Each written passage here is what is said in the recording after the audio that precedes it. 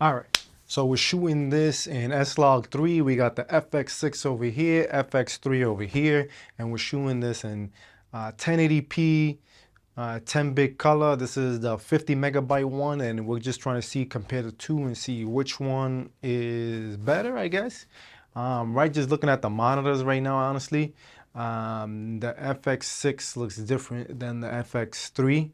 Just by looking at the monitors. I do have a monitor on this one with the LUT, but this is displaying the LUT also, and they look completely different. One looks like washed out, a little bit too blown out, and then one looks pretty good to me. I'm gonna step back, and honestly, I just wanna see if I could zoom in on both of these and it'll still look good. So like, let's say we were shooting this in 1080p for social media, and we wanted to crop in on just me and get that feel, that look. We could shoot it in 4K too to see, but I just want to see what the 1080p looks like between these two cameras. All right, so this here is an S-Cinetone, both 1080p on both cameras. That's Cinetone. On the FX6 S-Cinetone low base ISO is 320, and on the FX3 it is 100. So there is a little bit of difference here. This looks a little bit darker on the FX3 versus the FX6. So I don't know if it's the same S-Cinetone is coming out of the camera or if it looks a little bit different, the colors. I mean, honestly, you can make a match. I just want to see what it looks like. And I'm going to try to open up the windows in the back and see what the dynamic range is, the S-Cinetone is on both of these. So really, I just want to see if the S-Cinetone, how the dynamic range is on both of these for the S-Cinetone. So I just open up the back, try to get in some window light, and I want to see if you can see the difference in the windows in both of them. You know, here's the FX3 window right here, and then here is the FX6 windows. And if you can see any, any difference, if you could bring that back down in the edit. But yeah, so if I was to match the 320 to the FX6 is 320. This is the FX6 320. So definitely a little bit different. You know, they're not the same when it comes to what each camera could do. So that's why I kind of think these cameras are completely different. And I hate when people say that it's the same thing as the FX3 because it's not.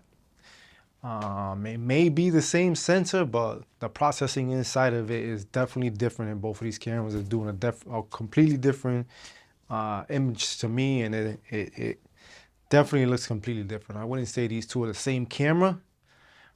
You can say it's the same sensor, but at the end of the day, the sensor plus the processing makes the whole camera different. So I don't know. I just hear a lot of people out there saying that these two cameras have the same sensor, looks identical. Why would you go with this one over this one? This is more production. This is more, handheld, on-the-go type of camera. But like I said, they each have their own pros and cons to each one. I prefer the FX6 over the FX3. I like the FX6, but I use the FX3 on a regular day basis, man. Like I use these things for weddings, for real estate. We do a lot of content creating here in Rhode Island. So yeah. But let me know which one you guys like.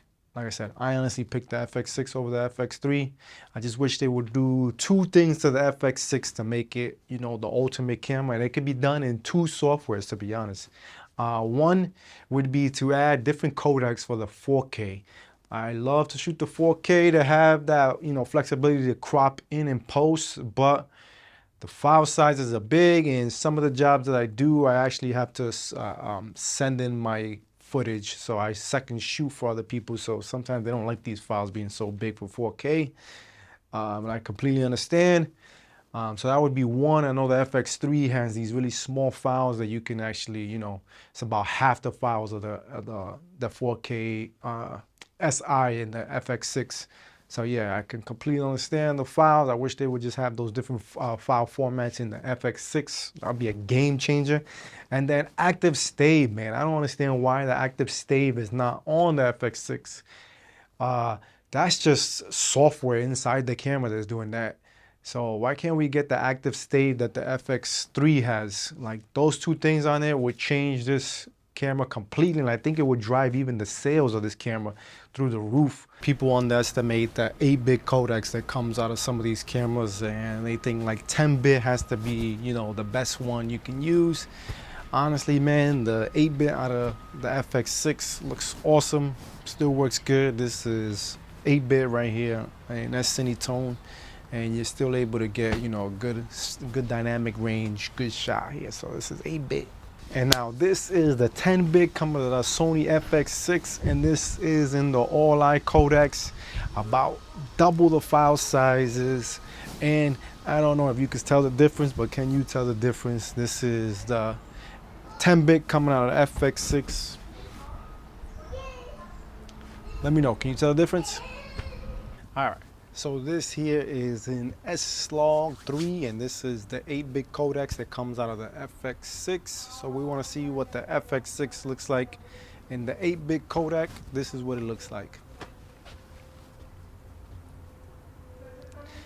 And this is the difference between shooting as S-Cine tone, which is like colors right out of the camera, versus shooting in log, and what you can do with it and what type of recovery you get.